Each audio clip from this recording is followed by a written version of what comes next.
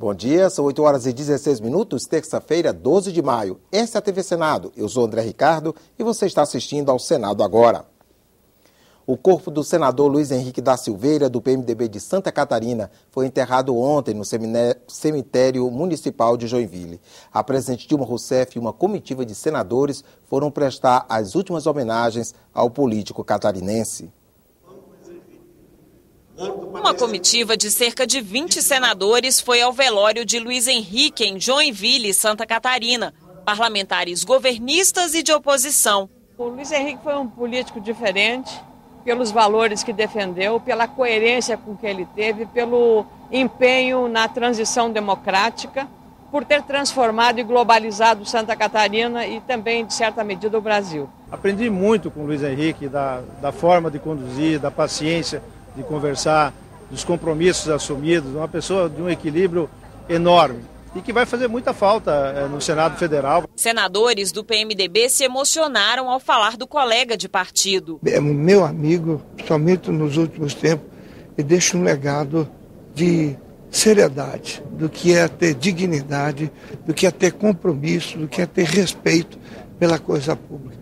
O senador Luiz Henrique foi velado no Centro Eventos Carl Hansen, em Joinville, um ginásio para 5.000 pessoas que ele construiu quando foi prefeito da cidade. O velório teve pronunciamentos de autoridades e apresentações artísticas, uma homenagem para ele que era um amante das artes. A presidente Dilma Rousseff destacou que Luiz Henrique foi quem trouxe o balé Bolshoi da Rússia para o Brasil. Garantir o acesso à cultura do povo brasileiro, em especial ao trazer para aqui, para Santa Catarina, para essa cidade, o balé Bolshoi. E eu assisti. A população de Joinville encheu o ginásio para se despedir do forasteiro que adotou a cidade. Ele, apesar de não ser de Joinville, ser de Blumenau, chegou aqui em 66 e fez de tudo por essa cidade. Hoje eu estava caminhando, vindo para cá, e passei numa avenida que liga o norte ao sul da cidade, chama Marquês de Olinda, é uma obra dele. Eu falei, puxa, isso aqui é uma obra do senador Luiz Henrique. No Senado, o presidente Renan Calheiros decretou 3 dias de luto. O Luiz Henrique foi sempre uma das nossas melhores referências. Parlamentares lembraram da atuação de Luiz Henrique em votações importantes, como a do Código Florestal e da unificação do ICMS. O Código Florestal levou como modelo o Código Florestal de Santa Catarina, que ele, como governador, formulou, ajudou a aprovar. O Pacto Federativo, sobretudo porque é o Senado a casa que representa os estados brasileiros, e o Luiz Henrique sempre liderou esse movimento em torno da descentralização de um Brasil com menos Brasília e com mais Brasílias. Vários debates perdem, senhor Luiz Henrique. Perde o debate do Pacto Federativo, perde o debate sobre as pesquisas de opinião. Vamos lembrar que era dele uma proposta de emenda constitucional. E prestaram as últimas homenagens ao colega. O número de senadoras e senadores presentes, de ministros, mostram que o Luiz Henrique não era só um líder de Joinville, um líder de Santa Catarina, era um líder do país. Ele é daquelas pessoas que deixou a sua assinatura na história por tudo que fez. Ele era um pragmático, ele era um realizador, mas era, acima de tudo, um político hábil, de convívio agradável, uma pessoa com quem valia a pena conviver. Aquela multidão que lá estava do povo dele era uma coisa muito fácil e previsível pelo homem que ele significava para eles, né? Aquele choro lá. Mas o fato de nós, senadores, estarmos lá é porque realmente ele significa muito para nós também. O estado de Santa Catarina e a cidade de Joinville decretaram luto oficial de 7 dias pelo falecimento do senador Luiz Henrique. Nesta semana, a pauta de votações do plenário inclui projetos da reforma política e matérias do interesse dos idosos e de quem ocupa imóveis à beira-mar. O primeiro projeto na pauta regulamenta o uso dos chamados terrenos de marinha, a faixa de terra de 33 metros medidos a partir da praia.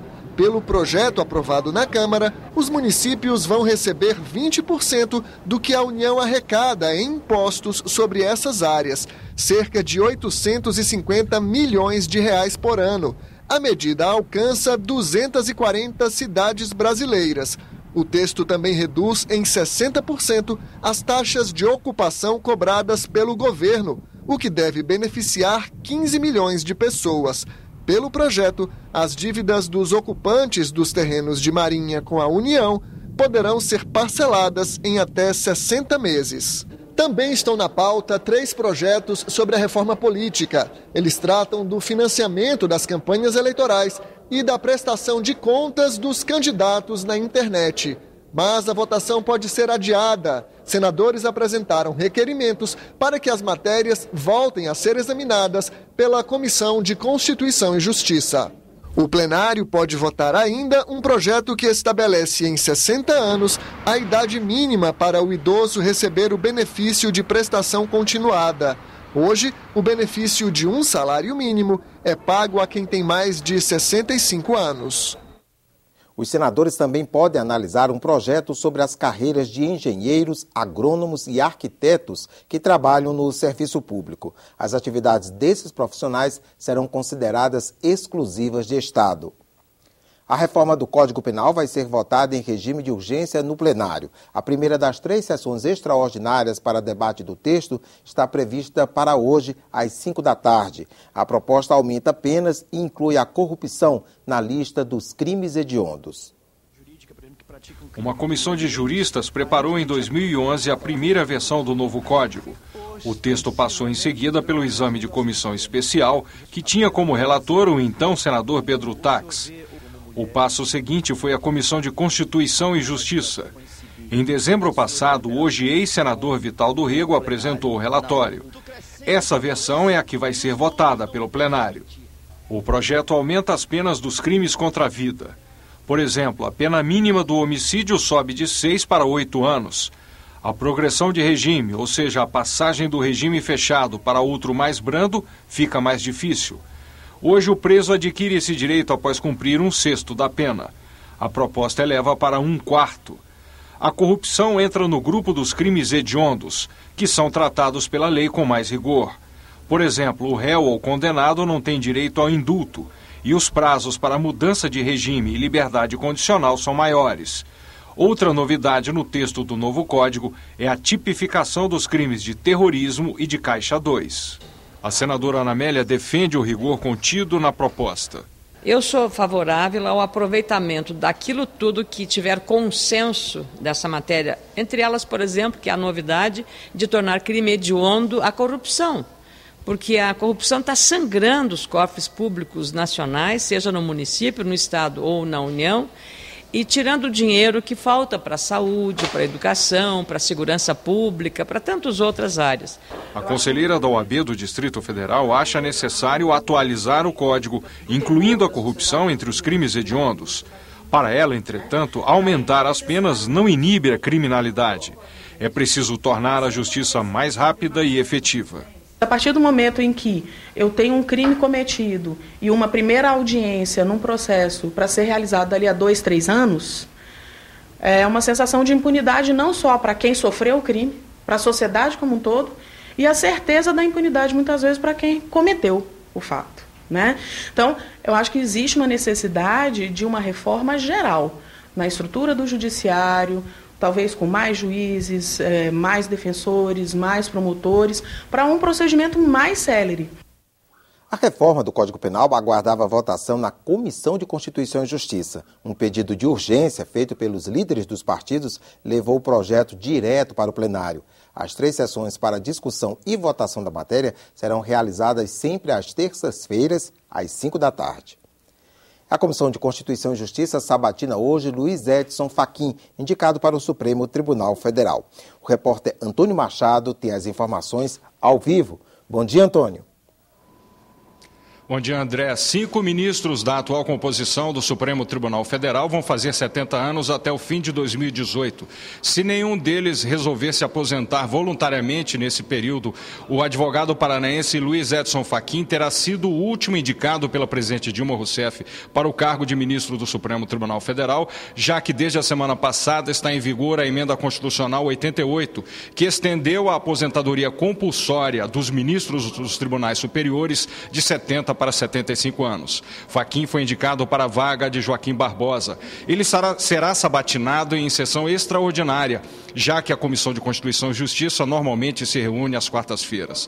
Fachin terá de esclarecer uma série de polêmicas, entre as quais a de que teria violado a lei ao exercer a advocacia no início dos anos 90, quando era procurador do Estado do Paraná. O senador Ricardo Ferraço foi quem levantou a questão. Nós estaremos exercendo o nosso papel como senador. É uma sabatina que terá premissas importantes, porque nós estamos levantando questões que digam respeito à acumulação do exercício de advogado e de procurador do Dr. Fachin. Eu mesmo levantei uma questão de ordem na Comissão de Constituição e Justiça, porque a Constituição do Paraná veda taxativamente que procurador do Estado do Paraná possa exercer a advocacia privada. E o Dr. Fachin acumulou a procuradoria com a advocacia privada. Isso nós achamos que é uma questão bastante preocupante. E nós também, evidentemente, estaremos questionando posições, doutrinas. A sabatina começa daqui a pouco às 10 da manhã e você pode enviar perguntas pelo portal E-Cidadania. É só acessar senado.leg.br/ecidadania. Participe! Estamos ao vivo também com a repórter Mariana Abreu, que traz as informações da reunião de hoje da Comissão de Assuntos Econômicos. Bom dia, Mariana. Bom dia, André. São 9 itens na pauta da Comissão de Assuntos Econômicos. O primeiro trata de um socorro a estados e municípios que tiveram perdas de arrecadação com a exploração de petróleo e gás natural. A proposta prevê que eles possam pegar empréstimos como se fosse uma antecipação de receita, sem ter que se sujeitar aos limites de endividamento previstos em resolução do Senado. A excepcionalidade só vale para 2015 e 2016. Obrigatoriamente, 60% dessa receita extra tem que ir para a saúde e educação. Esses estados e municípios tiveram perdas drásticas na receita depois que o barril do petróleo caiu de $115 em agosto do ano passado para $45 em dezembro do mesmo ano. Para 2015, a previsão do valor médio do barril é de $60. Os senadores podem analisar ainda uma proposta que reduz de 5% para 3% a alíquota máxima de ISS, que é o Imposto sobre Serviços de Qualquer Natureza, que incide sobre o turismo rural. A ideia é reduzir os custos desse segmento turístico, atraindo visitantes e investidores. Entre os benefícios do turismo rural estão a conservação de recursos naturais, o desenvolvimento de pequenos e médios negócios, a melhoria de vida no campo, a diminuição do êxodo rural e o desenvolvimento socioeconômico de áreas estagnadas. André? Obrigado, Mariana. E o ministro Ricardo Berzoini vem hoje à Comissão de Ciência e Tecnologia apresentar a agenda e as prioridades do Ministério das Comunicações para os próximos 2 anos. Devem ser debatidos temas como a regulação da mídia, o processo de migração da TV para o formato digital, a exploração da faixa de 700 MHz pela telefonia móvel e a digitalização do rádio. Ficamos por aqui. No decorrer do dia você acompanha outras informações nos boletins do Senado Agora. Enquanto isso, continue assistindo a nossa programação.